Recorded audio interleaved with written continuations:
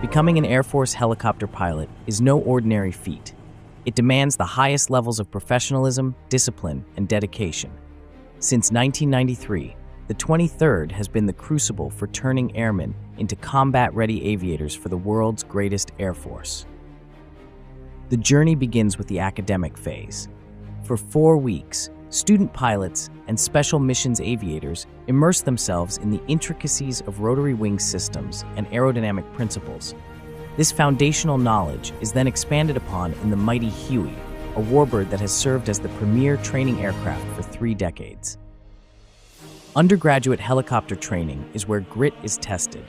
Students push their limits flying low-level, mastering formation flights, and navigating the dark with night vision goggles. It's a proving ground for the skills that will define their success in the challenging world of Air Force helicopter operations. At the 23rd, we understand the essence of teamwork. Every graduate learns a critical skill, the ability to work seamlessly in a crewed aircraft. Each crew member serves in their own vital role, working together towards the success of the mission. It's not just about flying, it's about collaborating to achieve the extraordinary. Upon earning their wings, graduates become pilots and special missions aviators in a diverse fleet of remarkable aircraft. They embark on missions across the globe, serving in roles critical to the Air Force's success. The UH-1N Huey ensures the secure and dependable transport of our essential nuclear assets. Additionally, it serves as the preferred aircraft for VIP airlift, guaranteeing top-tier transportation for high-profile visitors. The HH-60W Jolly Green Giant II is a cutting-edge rescue helicopter that ensures the Air Force's unwavering commitment to recovering and evacuating personnel in the most challenging scenarios, embodying excellence in combat readiness and mission success.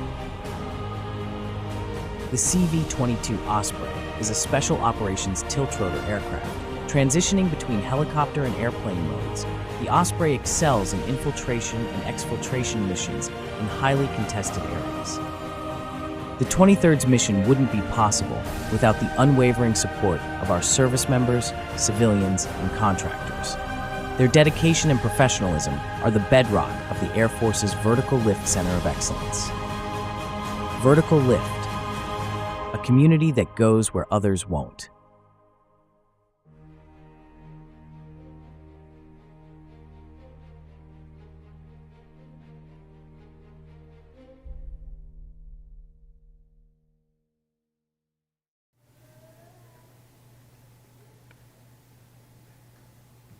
Good morning, ladies and gentlemen, and welcome to the graduation for undergraduate helicopter training, Class 2504. I am Captain Joseph D. Simone, and I will be your narrator for this event. Please rise for the entrance of the official party and remain standing for the playing of the national anthem and the invocation.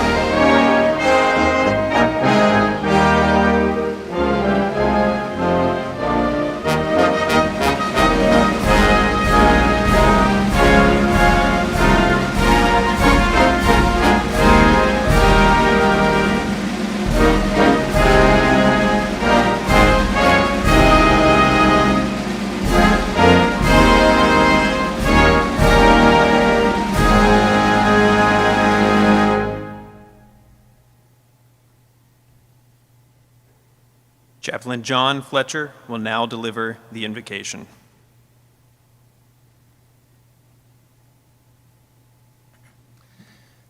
As we gather here this morning to celebrate the remarkable achievement of these outstanding individuals, let us take a moment to reflect and pray. Lord, thank you for the mentors who have guided these pilots and for the families who have supported them. May we honor the sacrifices made by those who serve, and may the lessons learned here propel our graduates into their future endeavors. May the winds of fortune be ever at their backs, the skies be clear, and their flights be safe. And may the blessing of Almighty God be with each and every one of you now and forever. Amen.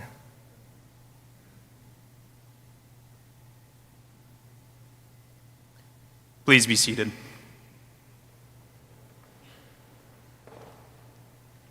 Ladies and gentlemen, I present the commander of the 23rd Flying Training Squadron, Lieutenant Colonel Daniel Coughlin.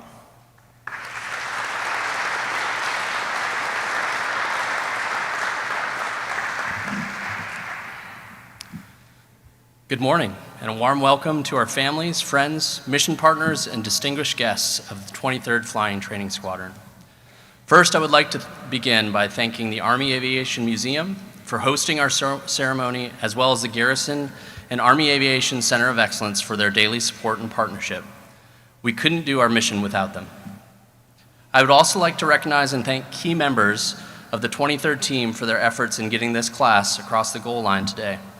The 23rd Operations Officer, Lieutenant Colonel Cindy Tope, the 23rd Senior Enlisted Leader, Master Sergeant Eric McElroy, representing our Amentum team, Mr. Brian Braden, along with the Amentum instructors of Class 2504, representing the Order of Dedalians, Mr. Kyle Taylor, representing our M1 maintenance team, Mr. Marty Cooper and Joaquim Hunter. Also, a very special thanks to Chaplain Fletcher for the invocation, 2504's Flight Commander, Captain Joe DeSimone, Tech Sergeant Gregorowicz and Staff Sergeant Brooks, the 23rd Front Office and Registrar teams, and the merry band of lieutenants who made all of the details of this graduation ceremony happen today.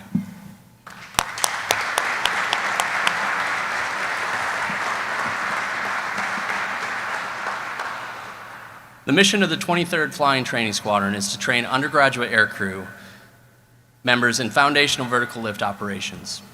We are here today to celebrate another mission accomplishment of these 8 officers successfully completing the rigors of undergraduate helicopter training. The officers benefited from the leadership and professionalism of the squadron's contractor, civilian, and military personnel. The 23rd is full of true professionals providing world-class service. It's that time for all of my permanent party. I know we have our operations still going on today. I'd like to ask you all to stand so that we can pay our respects to everything that you've done to get these 8 across the finish line.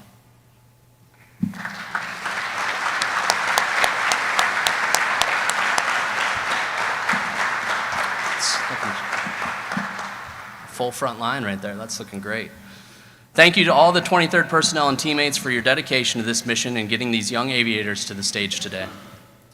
Finally, to our friends and families of the graduates, this is not the first and certainly not the last significant accomplishment they will have as they progress in their Air Force career. It is the strong foundation and years of your guidance and care that got them here today. Thank you for everything you have done and will continue to do to ensure they excel in our Air Force. The graduation speaker today is Lieutenant General Brian Robinson, Commander, Air Education and Training Command, Joint Base San Antonio, Randolph, Texas. Lieutenant General Robinson is responsible for the recruitment, training, and education of Air and Space Force personnel. His command includes Air Force Recruiting Service, 2 numbered Air Forces, and Air University, located just up the road at Maxwell Air Force Base. The command operates more than 1,400 trainer, fighter, and mobility aircraft, 24 wings, and 11 installations. It trains more than 293,000 students per year with approximately 60,000 active duty, reserve, guard, civilian, and contractor personnel. Lieutenant General Robinson graduated from Philadelphia University and earned his commission from the Air Force Officer Training School in 1987. He then attended undergraduate pilot training, later serving as a T-38 First Assignment Instructor Pilot, or FAPE, before moving to a series of operational assignments in the C-130, E, H, J, and the C-17, which represent the full range of tactical and strategic airlift and aerial delivery. He is a weapons officer and command pilot with more than 4,400 hours in airlift and tanker aircraft. Lieutenant General Robinson has served a decorated career across the globe, both as an aviator and as a leader at the squadron, wing, operational, and global air operations center levels. Sir, thank you for being here today, out of your busy schedule, to take time to share your wisdom and experience with our graduates. Ladies and gentlemen, Lieutenant General Robinson.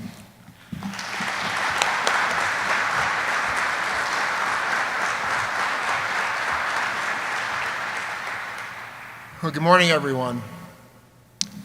It is indeed a pleasure to be here to help these 8 celebrate this major milestone in your careers in the Air Force as airmen, but particularly as we're about to welcome you into the eyes of the Air Force, into the community of pilots.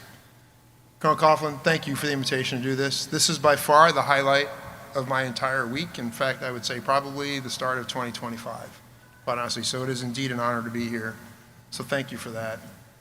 Thank you to the cadre instructors. I've been in your shoes. I know what it takes and I know what it means. I know how fulfilled you become by pouring into the students to get them to this milestone in their career. Thank you for what you've done. Thank you to the cadre, both military and civilian, and all the support personnel here to make this a reality. To the parents, the spouses, the children, and other relatives, thank you for allowing us to spend this time with your sons, daughters, husbands, wives, and your family members. Our airmen are the most important part of our military today.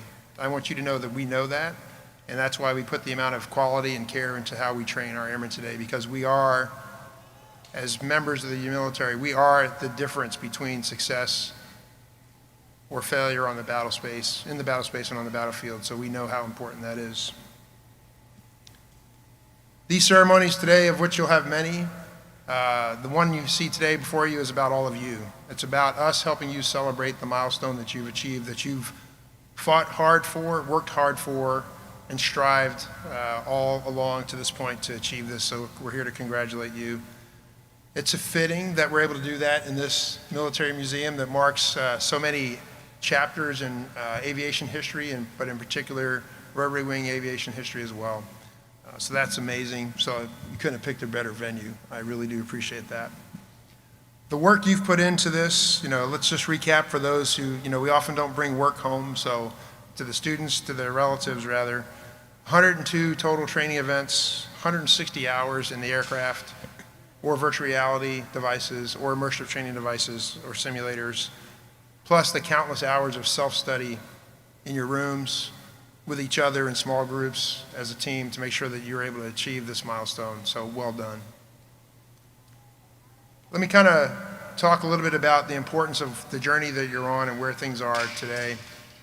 Right now, it is an incredibly exciting time to be a member of the Air Force or the Space Force. The adversary by which we have a global power competition or great power competition occurring respects our military. Most of all, it cannot duplicate what we do with our military members by the way we operate. So it is about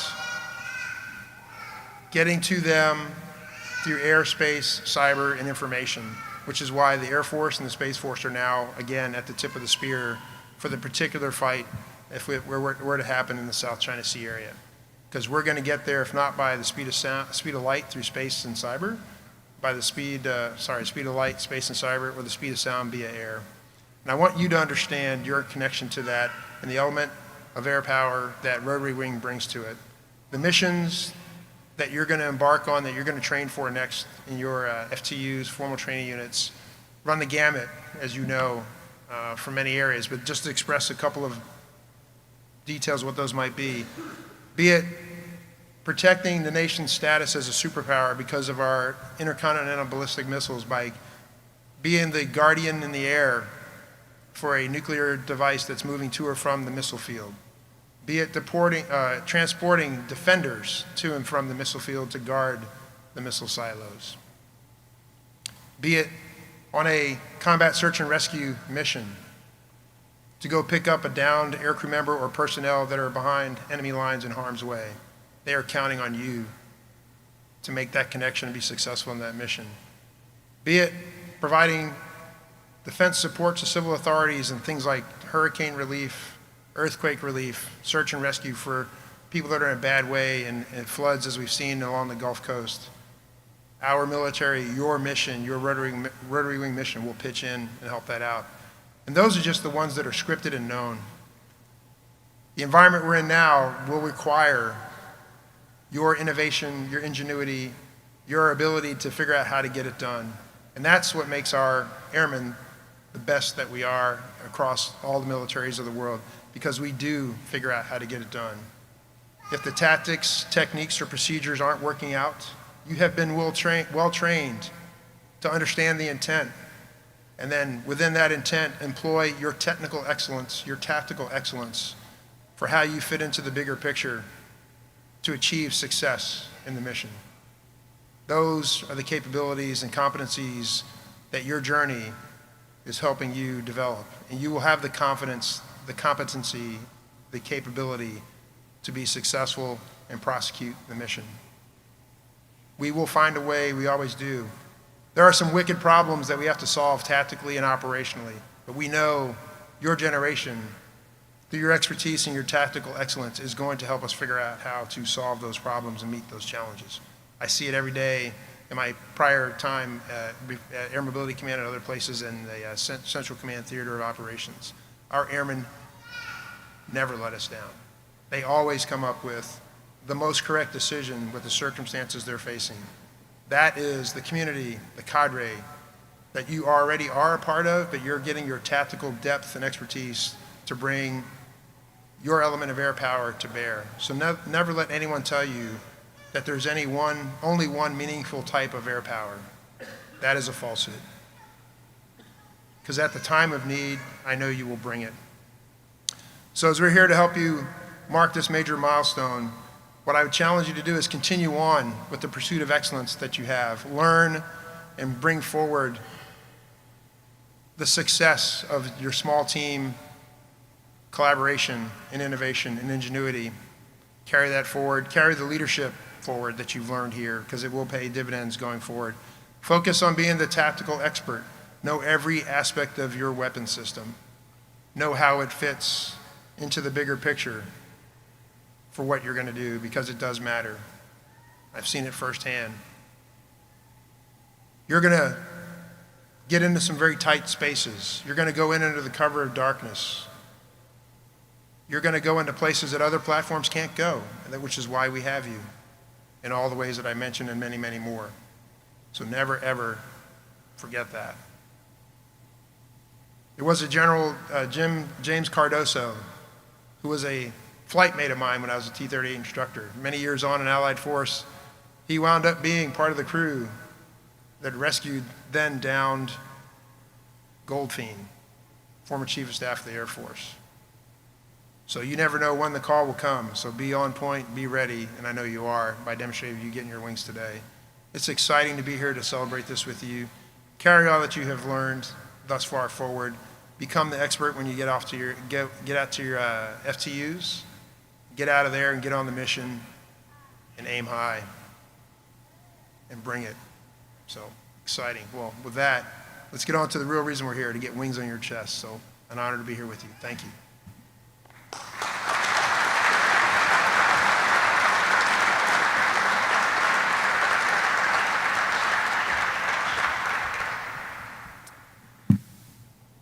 At this time, Class 2504 will receive their wings and certificates.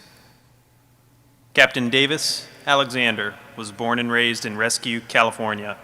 He earned his commission from the ROTC program at Montana State University, where he graduated with a Bachelor of Arts in International Relations. Prior to UHT, Captain Alexander began his career as an intelligence officer at the 324th Intelligence Squadron and the 613th Air Operations Center at Joint Base Pearl Harbor, Hickam, Hawaii. Captain Alexander will be flying the UH-1 November model Huey with the 36th Rescue Squadron at Fairchild Air Force Base, Washington. He will be receiving his wings from his wife, Madison Alexander, and son, Lucian Alexander, and will be joined on stage by his mother, Kirsten, father, Jack, father-in-law, Tom Orr, and stepmother-in-law, Candace Apperton.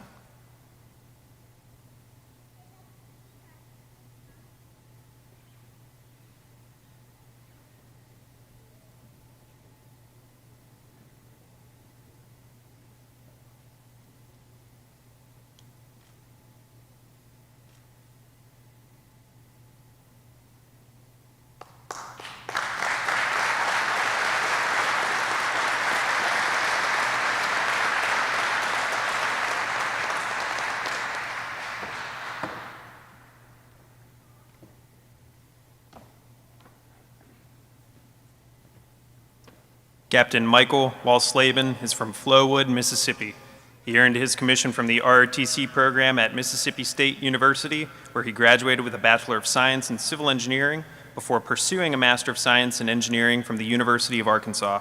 Prior to UHT, Captain Walsleben served as a Civil Engineer Officer in the 90th Civil Engineer Squadron at F.E. Warren Air Force Base, Wyoming, and is a licensed professional engineer in the state of Wyoming.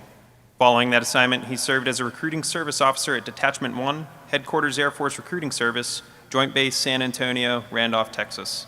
Captain Walsleben will be returning to F.E. Warren Air Force Base, Wyoming to fly the UH-1 November model Huey with the 37th Helicopter Squadron. He'll be joined on stage and receiving his wings from his wife, Ashley, and daughters, Waverly and Sloan.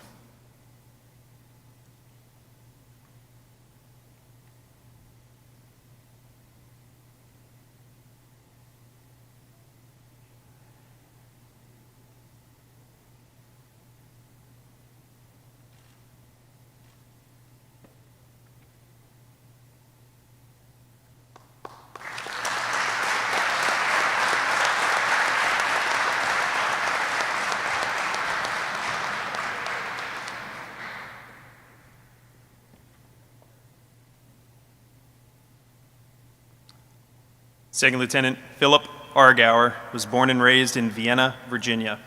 He earned his commission from the ROTC program at the Virginia Military Institute and graduated with a Bachelor of Science in Electrical and Computer Engineering.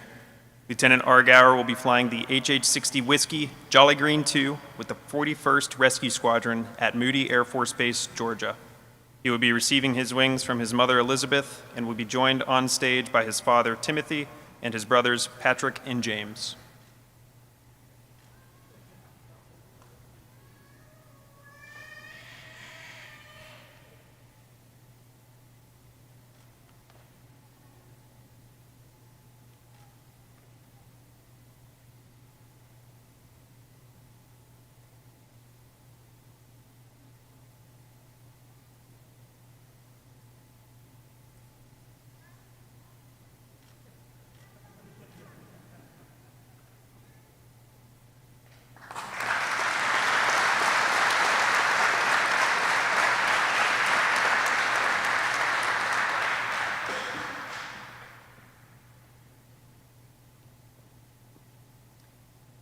Second Lieutenant Brett Bagley was born and raised in Long Island, New York. He graduated from Embry-Riddle Aeronautical University Worldwide with a Bachelor of Science in Aeronautics. Prior to UHT, Lieutenant Bagley served as an HH-60 Golf crew chief with the 56th Helicopter Maintenance Unit at RAF Lakenheath. Following that, he became an enlisted RPA pilot flying the RQ-4 Global Hawk at the 12th Reconnaissance Squadron, Beale Air Force Base, California. He earned his commission through Officer Training School in 2023. Lieutenant Bagley will be flying the UH-1 November model Huey with the 1st Helicopter Squadron at Joint Base Andrews, Maryland. He'll be joined on stage and receive his wings from his mother, Sarah, and his father, James.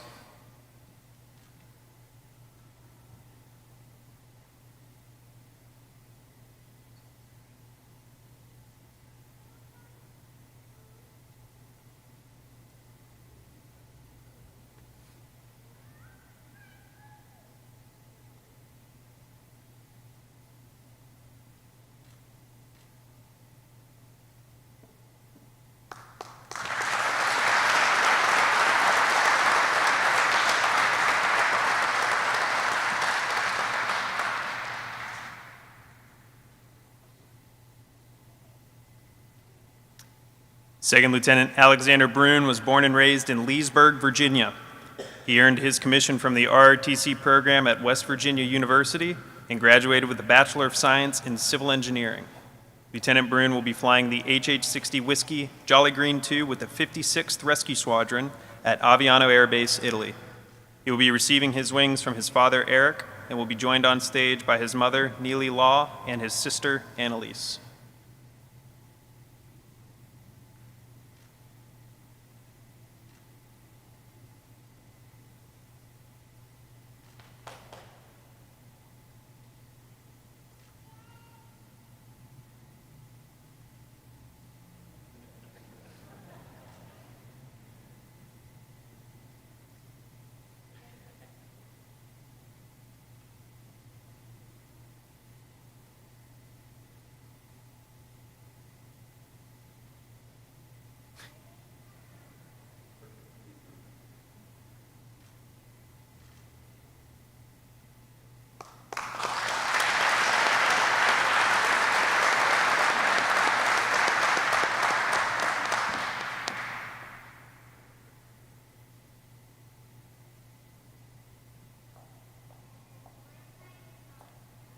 Second Lieutenant Jacob Hannes was born and raised in Aberdeen, Maryland.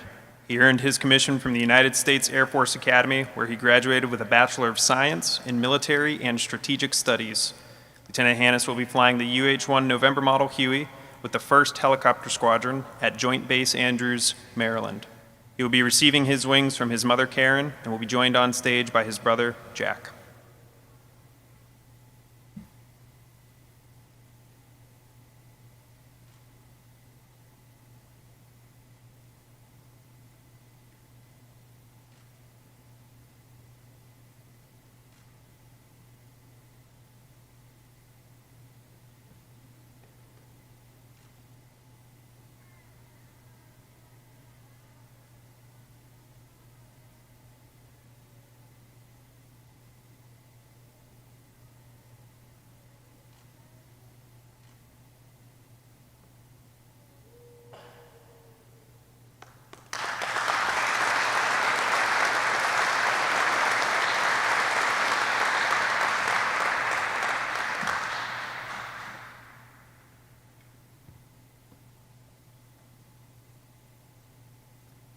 Second Lieutenant Campbell Kellum was born and raised in Johnson City, Tennessee.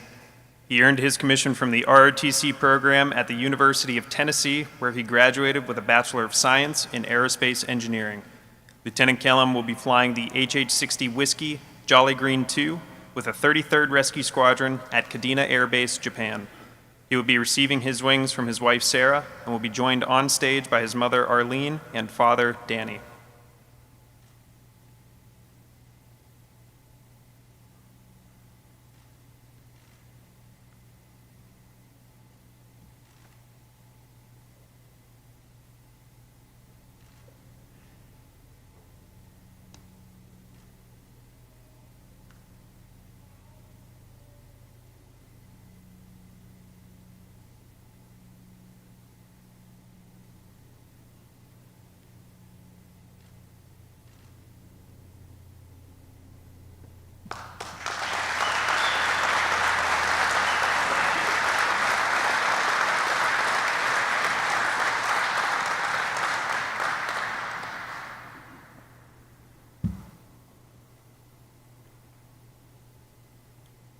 Second Lieutenant Kate Shimana was born and raised in Orinda, California.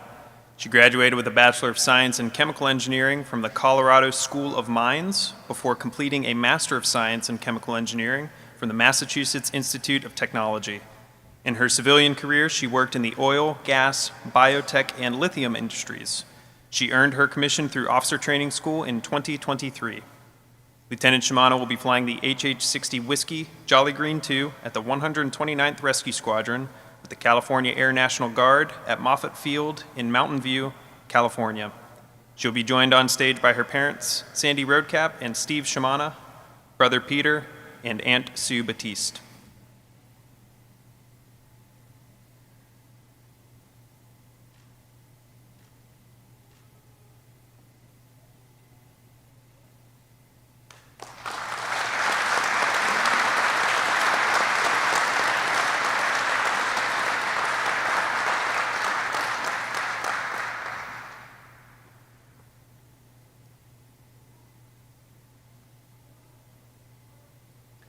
At this time, Lieutenant Colonel Coughlin will present the awards for Class 2504.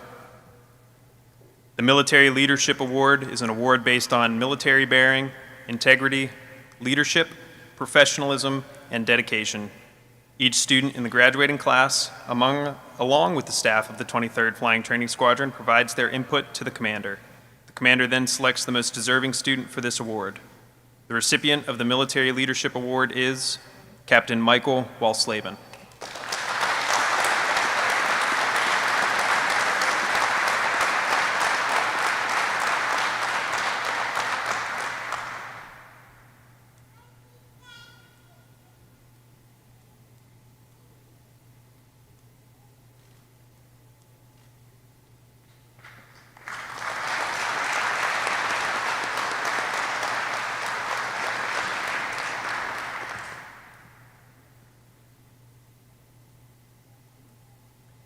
The academic award is presented to the individual who best exemplifies the high standards of excellence through self-study, testing, and academic evaluation.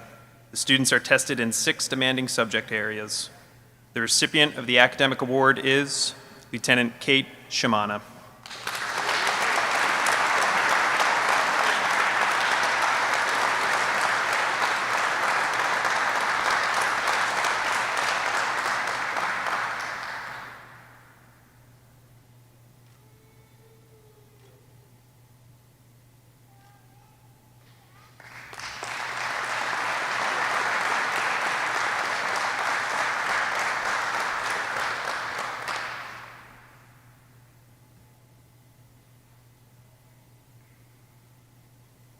The Flying Training Award is presented to the graduating student with the highest flying grade point average throughout helicopter flight training.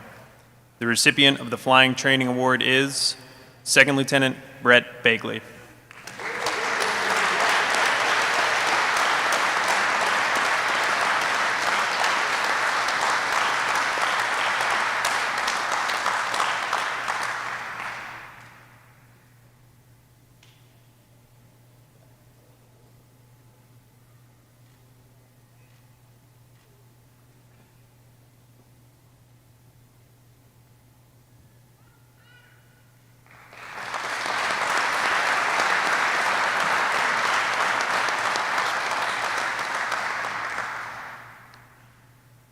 The Distinguished Graduate Award is presented to the graduating student with the highest overall percentage grade compiled from their academic scores, their flying scores, and their flight commander's rankings. The recipient of the Distinguished Graduate Award is Second Lieutenant Philip Argauer.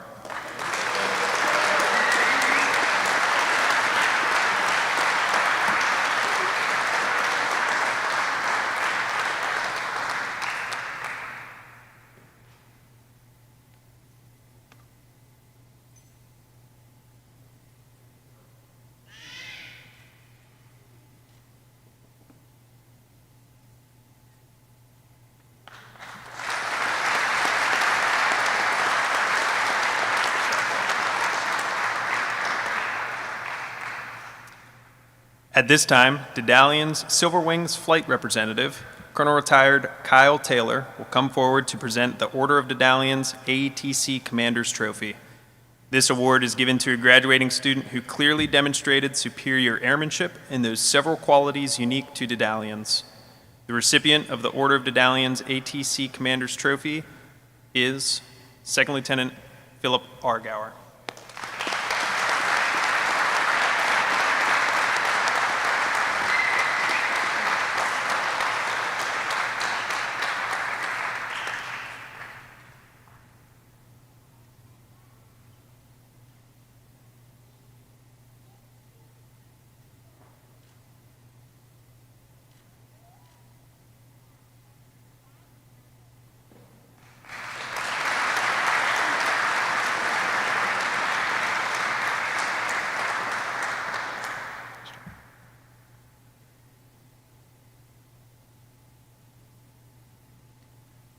Ladies and gentlemen,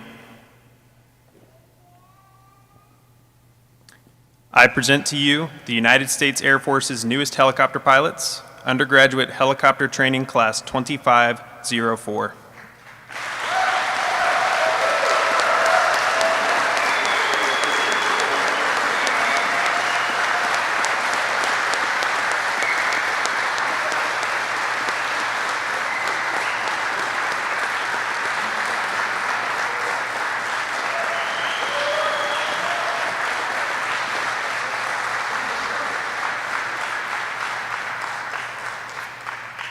Please remain standing for the Air Force song and the departure of the official party.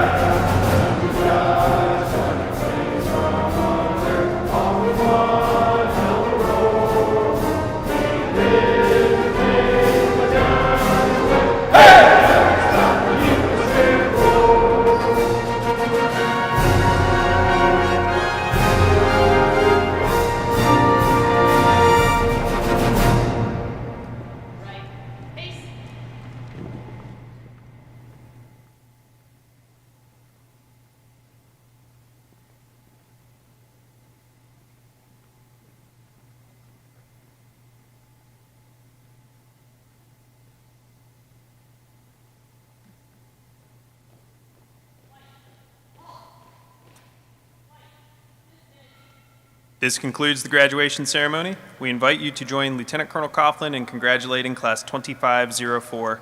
Thank you for joining us today.